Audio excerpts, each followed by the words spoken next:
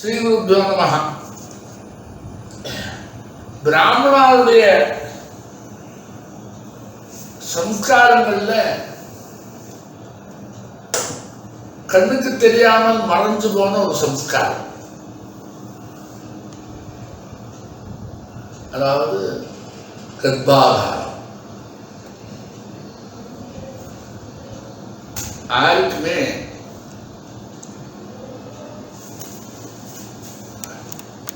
கர்ப்பாதாரங்கிற சம்ஸ்காரம் யாருக்குமே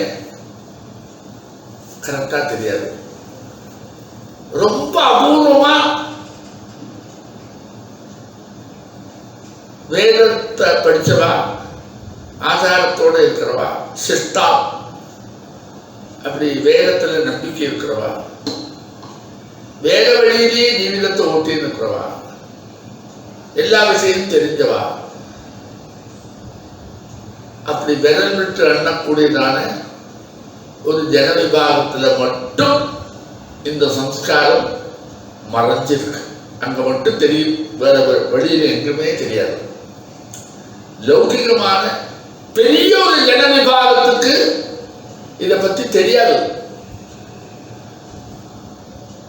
அதனால வரக்கூடியதான லோகத்தில் வரக்கூடியதான கெடுதல்கள் எவ்வளவு தெரியுமா? சந்தானாரிஷ்டம்,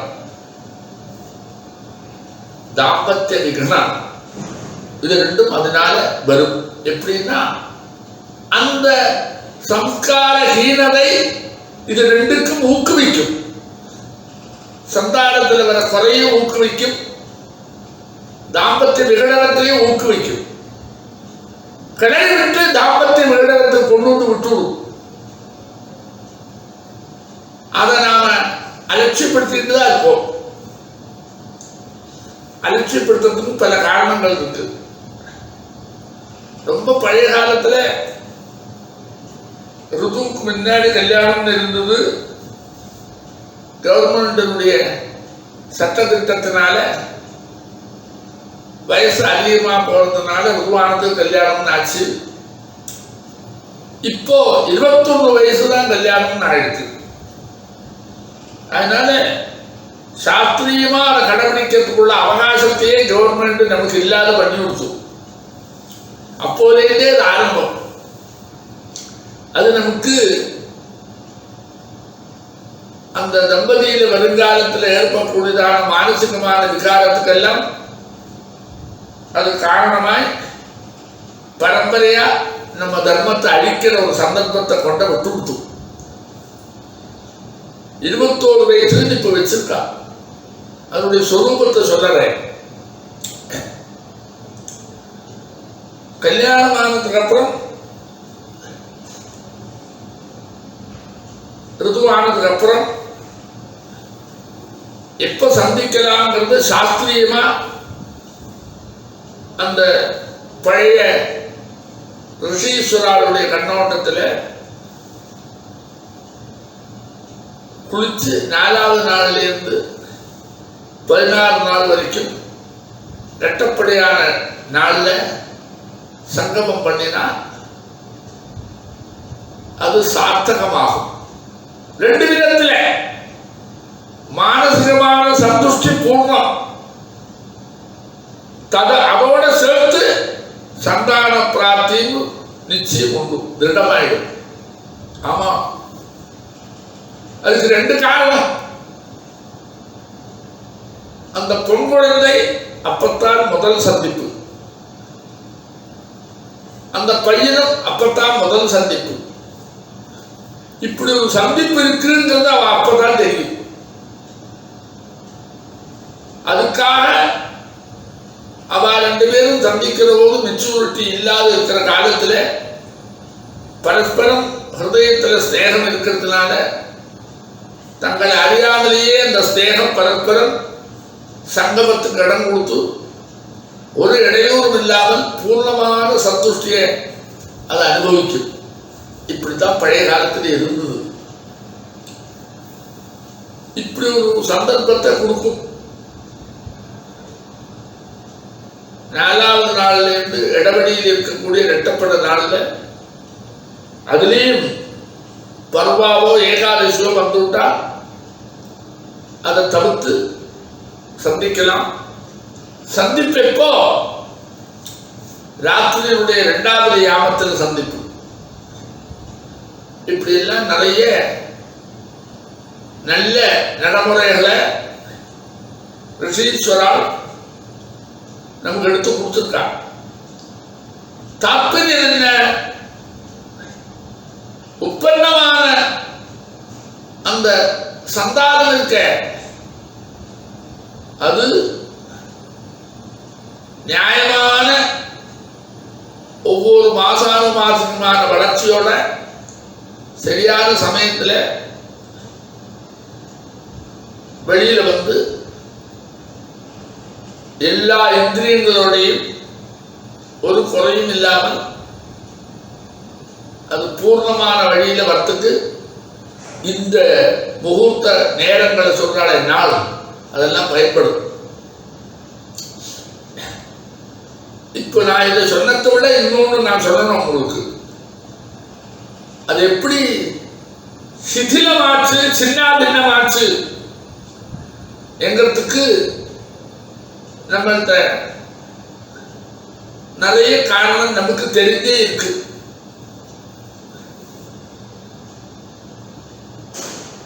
ஒரே நாளைக்கு 2 முகூர்த்தம் பண்ணப்படாதுன்னு உண்டு. விவாகம் பண்ணிட்டா அது ஒரு கர்மா. அன்னைக்கே இந்த ருதுசாந்தி கர்ப்பாதானம் பண்ணப்படாது. நம்ம சமூகம் என்னைக்கோ அத வேண்டான்னு வச்சாச்சு. லௌகிக விவகாரத்திலேயே இருக்கக்கூடிய பிராமண சமூகத்தில் ஒரு ஜன விபாகம் இதை பற்றி கவலைப்படுறதே இல்லை. அன்னைக்கு ராத்திரியே அவளுடைய சந்திப்பை ஏற்படுத்துறான். 2 பேரும் மெச்சூரிட்டி வந்தவா, 2 பேரும் நிச்சயமா முதல் சந்திப்பா இருந்தா கூட மனசில் எண்ணங்கள் ஊறி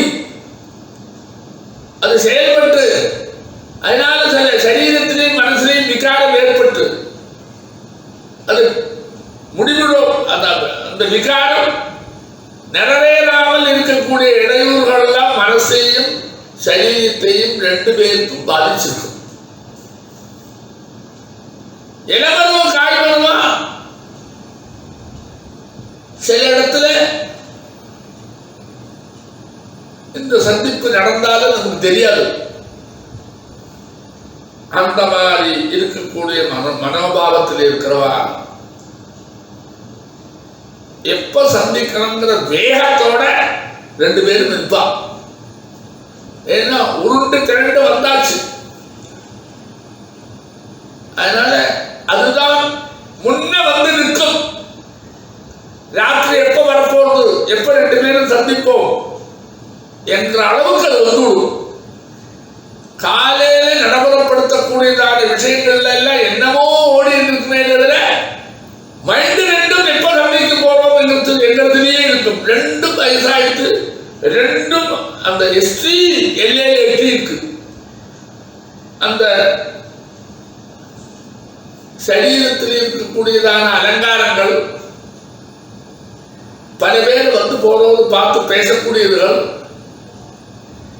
இப்படி எல்லாம் கிட்ட நெருங்கி இருக்கிற போது பகல்லையே அவனுடைய மைண்ட் இருக்க அது வளர்ந்துகிட்டே இருக்கும். இந்த வேகம் சரீரம் ஆயாசமா இருக்கும். பல காரியங்கள் பண்றான், பல ட்ரெஸ் போட்டுக்கிறான், பல ஆகாரங்களை கண்ணா பின்னா பண்றான். இப்படி அன்னைக்கு பூரா சரீரம் தளர்ந்து இருக்கும். அந்த 2வது யாமங்கிறது ஒண்ணும் இல்லை. இப்போ ராத்திரியில எதுவும் நடக்கிறது இல்லை. எல்லாரையும் கூப்பிட்டு ஒரு ரிசப்ஷன் தான் நடக்கும். கேளிக்கை அதெல்லாம் கூட இது பெருசாக்கும் இந்த எண்ணத்தை. அதெல்லாம் முடிஞ்சா சாப்பாடெல்லாம் காத்தால இருந்தே கண்ணா பின்னா சாப்பிட்றதுனால சாப்பாடு ஒன்றும் சரியா இருக்காது. எண்ணம் எங்கேயோ இருக்க உடனே பெரிய ஹோட்டல்ல ஒரு ரூம்ல தயார் பண்ணி வச்சிருப்பா, போவான். அந்த அதிகப்படியான வேகம் அந்த சந்திப்பை வேஸ்ட் ஆகும். ஆமா, இவனால் ஒன்றும் பண்ண முடியாது. பேருக்கு சந்திப்பு நடக்குமே தவிர நடக்காது. இந்த வேகம் ஏற ஏற ஏற ஏற இந்த சமாதானத்தினால அவனுடைய சுக்கிரம் நீத்து போகும். நினைக்கிற போதே சுக்கிரம் போய் நீத்து போறதுக்கு அப்புறம் ப்ராப்பரா குழந்தை உற்பத்தி பண்ண முடியாமலே போயிடும். அப்படி பல பிரிவுகள் உண்டு. அடுத்தது இந்த சந்திப்பில் அந்த ஸ்திரீக்கு போதுமான திருப்தி வராத இருந்தா கொஞ்சம் கொஞ்சமா வளர்ந்து வளர்ந்து வளர்ந்து அது கடைசியில அந்த ஜீவித தாம்பத்திய விகடனத்திலே போய் பதிவசாலமாகும். அப்படின்னு நிறைய வரும். இதெல்லாம் எல்லாருக்கும் பரஸ்யமான ரகசியம். இந்த மாதிரி சில இடையூறுகள் சிருஷ்டிக்கப்படுறதுக்கு காரணம் என்ன? அந்த மனசுல உற்பத்தி ஆகக்கூடிய எண்ணங்களை ஒன்னும் சந்தர்ப்பம் இருந்தா தெரியாது, சந்தர்ப்பம் இல்லாத இருந்தா மனசை கெடுத்து வச்சுடும். ரெண்டும் அந்த குழந்தைகளுக்கு கெடுதல். இப்படி எல்லாம் சந்தர்ப்பங்களை நம்ம சமூகத்துல தம்பதிகள்ல நிறைய பேர் அனுபவிச்சுட்டு வரா. இந்த அனுபவம் எல்லாம் கொஞ்சம் கொஞ்சமா போதுமான திருப்தி இல்லைன்னா அவளுக்கு விகடனம் சுலபம். போதுமான திருப்தி ரெண்டு விதம். அவனுக்கு திருப்தி இல்லாத வரலாம், அவளுக்கும் திருப்தி இல்லாத வரலாம். இப்படி ஒரு காரணமும் தாம்பத்திய விகடனத்துக்கு உண்டு. இன்னொரு விகடனம் இருக்கு. குழந்தை பிறக்கணும், அது இல்லைன்னா தனக்கு ஒரு குறை அப்படின்னு நினைச்சுட்டு இருக்கிற ஸ்திரீகளிலையோ குமாரிலையோ இல்லைன்னா பல டாக்டரை பார்த்தும் அது சரியா வராதுன்னு தெரிஞ்சா அங்கே விகடனம் வரும். சுருங்க சொன்னா என்ன தெரியுமா? விவாகானந்தரம் அவர் ரெண்டு பேருடைய ஆசைகளை நிறைவேற்ற முடியாமல் அதுக்கு காரணம் ரெண்டு பேர்ல ஒருத்தரா இருந்துட்டா அது விகடனத்தில் கொண்ட விடும். அப்படின்னு உண்டு. இதுக்கெல்லாம் என்ன காரணம் நீ நினைச்சு பாரு. சகல ஜீவராசியிலையும் இருக்கக்கூடிய ஒரு சமாதானம் அது. வெறும் மனுஷனுக்குள்ளது அல்ல. அத்தனை ஜீவராசியிலையும் இந்த பரஸ்பரம் சம்சர்க்கமோ அடுத்த வாரிசு உற்பத்தி பண்றதோ ரொம்ப சர்வ சகஜம். ஒரு இடையூறும் இல்லை இருக்கு. அது ஏன் அதுக்கு மட்டும் நடக்கிறது? இதுக்கு எதிரடையான ஒரு வேலை அதில் யாருமே பண்றதில்லை. நாம அப்படி இல்லை. எதிரடையான வேலைகளை நிறைய பண்றோம். ஸ்திரீயும் தன்னுடைய எண்ணத்தை மடகறந்த வெள்ளம் போல அப்படி வரும்போது அதை கட்டுப்படுத்தி வைக்கிறதுக்கு என்னெல்லாமோ பண்றான். புமானம் பண்றான். பயந்தவனா இருந்தா, தைரியமானா இருந்தா கட்டுப்படுத்தாமலேயே அதை சரி பண்ணிக்கிறான். அத்தனையும் தேவையில்லாத சில்விஷங்கள் எல்லாம் பண்ணி சரீரத்தை கெடுத்து உண்மையான ஒரு சந்துஷ்டி இல்லாமலேயே ஆசைக்கு அது இடையூறா இருக்கிறதுனால, ஆசை நிறைவேறலைங்கிறதுனால என்னெல்லாம் ஆசை? குழந்தை ஆசை, சந்துஷ்டி ஒரு ஆசை, திருப்தி ஒரு ஆசை. இதெல்லாம் இல்லைன்னா அதெல்லாம் நேர அவனுடைய மைண்டை தாம்பத்திய விகடத்துக்கு கொண்டு வந்து விட்டுவிடும்.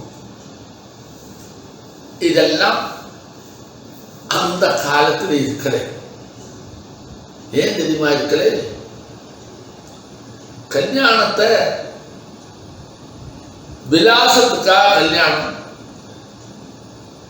ஒருத்தருக்கு ஒருத்தர் சங்கமத்துக்காக கல்யாணம் இருக்கலை, ஆசையை நிறைவேற்றத்துக்கு கல்யாணம் இருக்கலை. அதுக்கெல்லாம் ஒரு சட்டத்திட்டம், ஒரு அளவு, நீக்கு போக்கு அப்படியெல்லாம் வச்சுருந்து பழகிட்டு இருந்தா. இப்ப எப்ப வேணா ஆகலாம்னு ஆயிடுச்சு. பசி தீர்த்துக்கிற மாதிரியே அது ஒரு பசியா மாற்றியாச்சு. அந்த அந்த ஒரு வந்ததுனால இந்த காரணத்தினால வரக்கூடியதான தாம்பத்திய விகடனம் வெளியில தெரியாட்டா கூட உள்ளுக்குள்ள பல இடங்கள்ல வந்திருக்கு. ஒரு ஆசிரியர் சொல்றேன், என்ன டைவோர்ஸ் பண்ணின அந்த பொண்ணு சொல்லணும் நடந்தது. நான் பிள்ளைய கல்யாணம், அது ஒரு பொண்ணு, பொண்ணுக்கும் பொண்ணுக்கு என்ன சந்தர்ப்பம் இருக்கும்?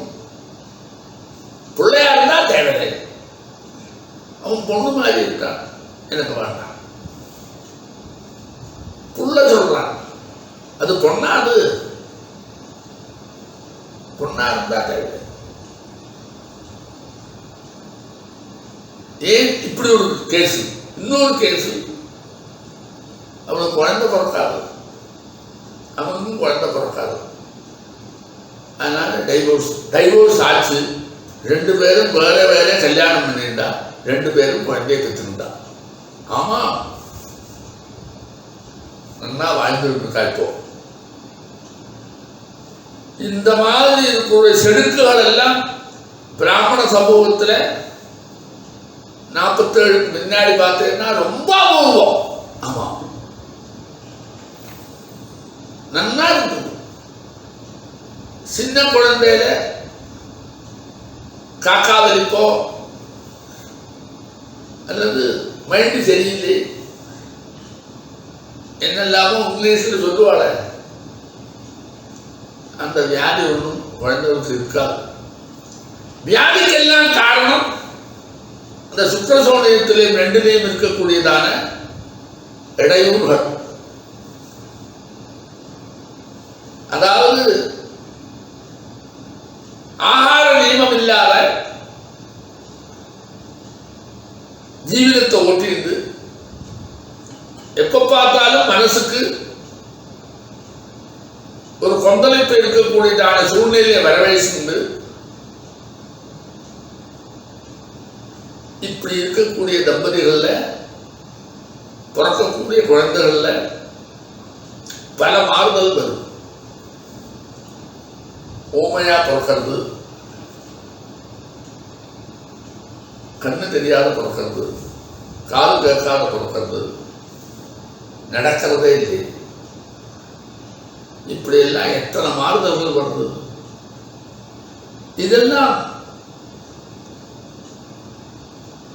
பூர்வ ஜென்மகிருத பாபம்னு தர்மசாஸ்திரம் குறிப்பிட்டு சமாதானப்படுத்துறது சொன்னா கூட சுக்கிரசோனிதத்தினுடைய வைபரீத்தியம் இது காரணமாகும். ஆயுர்வேதம் சொல்லும், என்ன கண் தெரியாத குழந்தை பிறந்ததுன்னு. பாபம் சொல்லாது. அவனுடைய சுக்கிரத்துல கண்ணுங்கிற போஷனை உருவாக்கக்கூடியதான அந்த அம்சம் அது கட்டுப்படுத்து என்று சொல்லுவது. அது சாஸ்திரம், ஆயுர்வேதம். பீஜோபதப்ததா, அந்த பீஜம் உபதப்தமாச்சு. அதாவது செயல்படுற சக்தி இல்லாத இழந்து விட்டு. எத்தனையோ மாங்காயில நடுவில் ஒரு கண்ணங்கற்கு ஒன்று இருக்கும், மாங்காய் மட்டும் இருக்கும். பீஜோபதப்ததா குழந்தையினுடைய இந்திரியங்கள்ல வெளியிலையும் உள்ளேயும் சரி ஏதாவது சில இடையூறுக்கு காரணமா போயிடும். இந்த பீஜோபதப்ததை எப்படி வருது? நிரந்தரமான சம்சர்க்கத்துல எப்படி பீஜம் இருக்கணுமோ அது இருக்காமல் நீத்து போய் ஜலப்பிராயமா மாறி உற்பத்தி பண்றதுக்குள்ள சாமர்த்தியம் இல்லாத அது கெட்டு போயிடும். அது முழு பீஜோபதத்தை தான். இந்த மாதிரி விசேஷங்கள்லாம் எங்க வரும்? கல்யாணம் ஆன உடனே முதல் சந்திப்புல அப்பவே தெரிஞ்சிருந்து சுக்கிரசோனத்துடைய சம்பந்தத்தில் வரவே வராது. பல விளையாட்டுகள் முடிஞ்ச இடத்துல தான் வரும். அதனால என்ன ஆயிடுது? நம்ம சமூகத்துல ஒரு குறிப்பிட்ட ஜனசமூகம் இதுல சிக்கி சிரமப்பட்டு அதனால அவளுக்கு தாம்பத்திய விகடனம் ஏற்பட்டு அதனால ஜீவிதத்தை கசப்பா அனுபவிக்கிறவாள் நிறைய பேர் இருக்கா. இப்படி ஒரு சந்தர்ப்பம் வராது இருக்கிறதுக்கு என்ன வேணும்? ஆரம்பத்திலே பீஜம் கெட்டு போகாமல் இருக்கிறதுக்கு நம்ம சம்ஸ்காரம் இருக்கு பாரு, ஜாதகர்மாதி, அது விவாகம் வரைக்கும் கரெக்டா 2 பேருக்கு நடந்து விட்டா, அதே மாதிரி ஆகார விகாரங்கள்லாம் நியாயமான முறையில வந்துட்டா ஒரு குறையும் வராது. அது வராதுங்கிறது நம்ம அடையாளம் என்ன தெரியுமா? 100 வருஷம் முன்னாடி குடும்பங்கள்ல 10 குழந்தைகள் 15 குழந்தைகள் வரைக்கும் நல்ல குழந்தைகளா பிறந்து இருந்தது. இல்லாதவாளுக்கு நாம தத்து கொடுக்கிற அளவுக்கு தயாரா இருப்போம். எல்லாம் நல்ல குழந்தைகள். அவளுக்கு தாம்பத்தியமும் நெருங்கி இருந்தது. அதுக்கு அடையாளமா சந்துஷ்டி இருக்குங்கிறதுக்கு அடையாளமா 10 குழந்தைகள் பெற்றது. சரீரமும் தளர்ந்து போல கிருஷ்ண புத்தாங்கத்தோட இருந்தது. இதெல்லாம் நாம பார்த்துருப்போமே. அதுக்கெல்லாம் தனி புண்ணியம் பண்ணிட்டு தனி பாபத்தினால போச்சு. ஆயுர்வேதம் கேளு. சரி, நீ ஒண்ணு வச்சுக்கோ, சந்தான உற்பத்தி ஆகிறதுக்கு இந்த பிள்ளையினுடைய சுக்கிரமும் அவளுடைய சூரியனும் தான் வேணும். அதுதான் நல்லா இருக்கணும். அதுதான் இதுக்கு காரணம். அது ரெண்டும் நன்னா இருந்தா, அந்த ரெண்டும் நன்னா இருக்கிறதுக்கு நம்முடைய சம்ஸ்காரம் பயன்படுறது. இந்த சம்ஸ்காரம் ஒட்டுமொத்தமா நீ சொல்லணும். சின்ன வயசுல என்ன ஆகாரம், வயசு உண்டா என்ன ஆகாரம், எப்பப்ப ஆகாரம் எப்பப்ப பண்ணலாம், எந்தெந்த ஆகாரம் சரீரத்துக்கு அனுகுணம், ஆரோக்கியத்தை நிறுத்தி காலம் வரும்போது அந்த சோனிதத்தை நன்னாக்கி சுக்கரத்தை நன்னாக்கி அந்த காலத்துல அதனுடைய பரிணாம வளர்ச்சியில் எந்த மாதிரி வரணுமோ அதெல்லாம் பண்ணி வைக்கிறது. அன்னப்பிராசனத்திலேருந்து ஆரம்பித்து நாம செய்யக்கூடியதான சம்ஸ்காரங்கள் தான் அந்த 2 குழந்தைகளையும் நியாயமான சந்திப்பில் நல்ல ஆரோக்கியத்தோடு இருக்கக்கூடியதான வாரிச காலாகாலத்தில் அழகா கொடுத்து சரீரத்திலும் தளர்ச்சி இல்லாமல் பூர்ண சந்துஷ்டியோட 2 பேரும் வாழ்க்கையை நடத்திட்டு இருந்த பழைய சமுதாயத்தை இப்ப நினைச்சு பாரு. அது இப்ப நம்மள்ட்ட இல்லை. அதுக்கெல்லாம் காரணம் இந்த சம்ஸ்காரம் தான். ரொம்ப சமீபத்தில் ஒரு 50-100 வருஷமா இப்படி ஒண்ணு நினைப்பே நமக்கு இல்லை. அவளை ஏற்கனவே பார்த்து பரிச்சயிச்சு 4 வருஷம் 5 வருஷம் 6 வருஷம் 7 வருஷம் பேசி பேசி எல்லாம் இருந்திருக்காங்கிறதுனால கல்யாணம்ங்கிறது 6 வருஷத்துக்கு அப்புறம் தான் அவ தீர்மானம் பண்றா. அது வரைக்கும் அவ பரஸ்பரம் சந்திச்சுக்கிட்டே இருக்கா. ஒரு நாளைக்கு நிச்சயம் பண்றா, சேர்றா. அப்போ எல்லாம் பல இடங்கள்ல போறதுனால ஆகார விகாரங்கள் எல்லாம் கண்ணா பின்னா இருக்கிறதுனால அவளை ஏற்கனவே சரீரத்தை கெடுத்துண்டாச்சவா. பாக்கியமா இருக்கக்கூடிய அந்த அழகும் இதுவும் வெளியில் இருக்குமே தவிர ஆந்தரமா இருக்கக்கூடிய சரீர அங்கங்கள்ல இருக்கக்கூடிய திறமை எல்லாம் தெரிஞ்சு போடுது. அப்படி நாம நிறைய கஷ்டப்படுறோம். இதே சமயம் 21 வயசுல நீ கல்யாணம் பண்ணாலும் அந்த மழை திறந்த வெள்ளம் போல அதை வளர்த்த, அதை தடுத்து நிறுத்துறதும் அதை வளராத இருக்கிறதும் காப்பாற்றுறதுக்கு நம்முடைய சம்ஸ்காரத்தினுடைய வழி இருந்தா அது காப்பாற்றப்படும். காலாகாலத்துக்கு சம்ஸ்காரம் பண்ணின ஆணும் பொண்ணும் அந்த காலத்துல பல காரணங்களால சமயத்தில் கல்யாணம் ஆகாத தம்பதிகளும் கெட்டுப்போலே. இப்படி ஒன்றும் சுக்கரத்திலேயோ சொல்லியோ கெடுதல் வரலை, நன்னாவே இருந்தது. நம்மகிட்ட இன்னொரு முறை வந்து அப்படி வரலைன்னா சாரீரமான சந்துஷ்டி போதும். குழந்தை இல்லைன்னா ஏதோ ஒரு குழந்தை ஆஸ்பத்திரியிலேருந்து கொண்டு வளர்த்துனா போதும். நம்ம ஆண்கள்ல சிலதெல்லாம் வளர்த்துற மாதிரி அதை வளர்த்துறது அப்படிக்குன்னு நாம வந்துவிட்டோம். அதனால ஆஸ்பத்திரியில் போய் அங்கே ஏதாவது குழந்தை இருந்தால் அதை வாங்கி அதுக்கு நம்முடைய கல்ச்சர் படி எல்லாத்தையும் பண்ணி ரொம்ப சந்தோஷமா கல்ச்சர் மாதிரி இருக்கிற மாதிரி என்னெல்லாமோ பண்ணி பப்ளிக்கு எங்களோட குழந்தைதான்னு பறைசாற்றி நாளைக்கு அது தெரியணுமே அப்படி எல்லாம் வைக்கிற போது அந்த குழந்தை உற்பத்தி ஆகும் பீஜத்தினுடைய தரம் தெரியாததுனால வளர்ந்து வருவது அந்த குழந்தையினாலே அந்த குடும்பம் செதறி போகுது. எத்தனை அனுபவிக்கிறோம். இதுக்கெல்லாம் அடிப்படை என்ன? நன்னா தின்பண்ணி பாருங்க.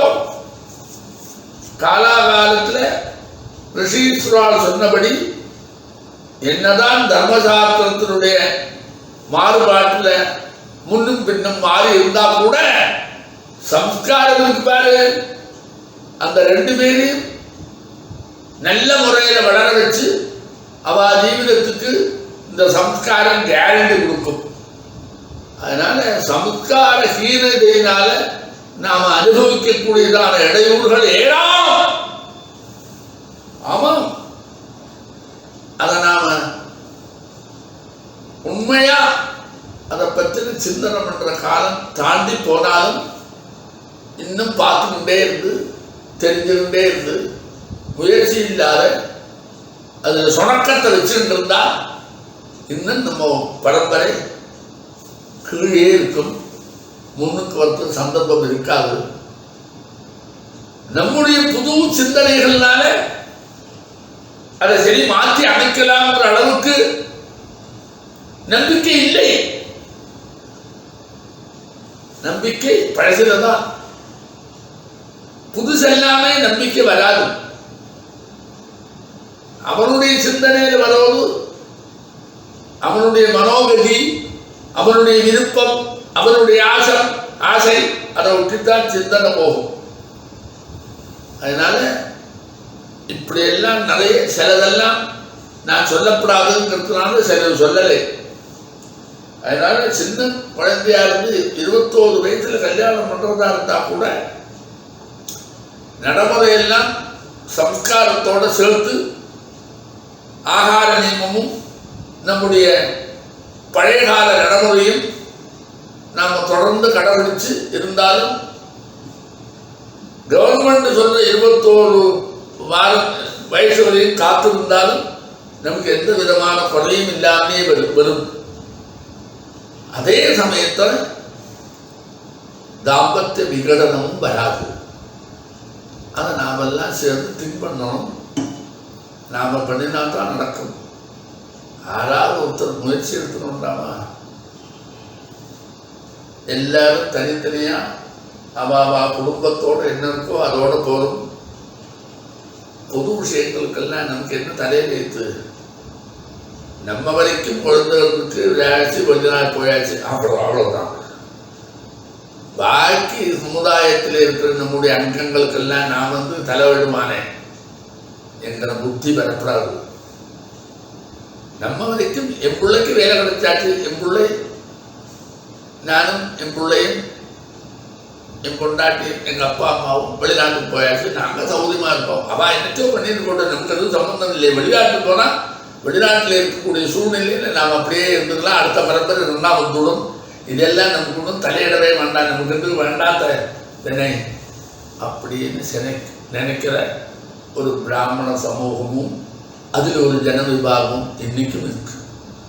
வாயால் அவள் சொல்ல மாட்டாளே தவிர அவளுடைய நடைமுறையெல்லாம் உன்னிப்பாக கவனிச்சா தன்னுடைய சுயநலம் தான், தனது பொண்டாட்டி, தனது பொண்ணு அப்படின்னு கொச்சையாத லௌகிக ஜீவிதம் இருக்குமே தவிர நம்முடைய ஆதார அனுஷ்டானத்தோடையும் தார்மீக புத்தியோடையும் இருக்கக்கூடியவா ரொம்ப கம்மி. அதனால் அது இல்லாததுனால அவளே சம்ஸ்காரஹீனமாக வளர்ந்து வந்ததுனால இதில் பிடிப்பு இருக்காது. அப்படி ஒரு சந்தர்ப்பத்தை வளர்த்திட்டு போகக்கூடாது.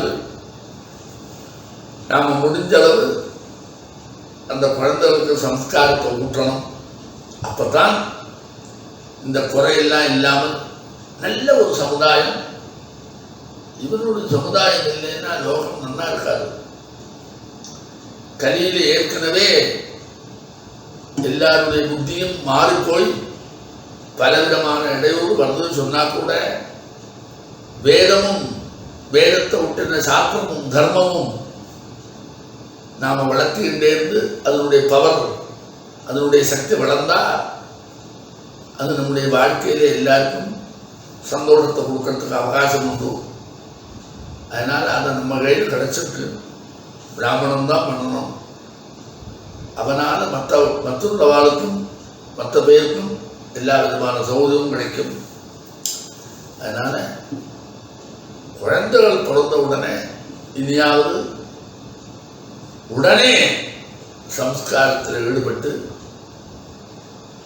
அதில் சுணக்கம் இல்லாமலேயே நம்ம சமுதாய பிரவர்த்தனத்தில் ஈடுபட்டால் சகல விதமான சேஷம் நமக்கு வரும்.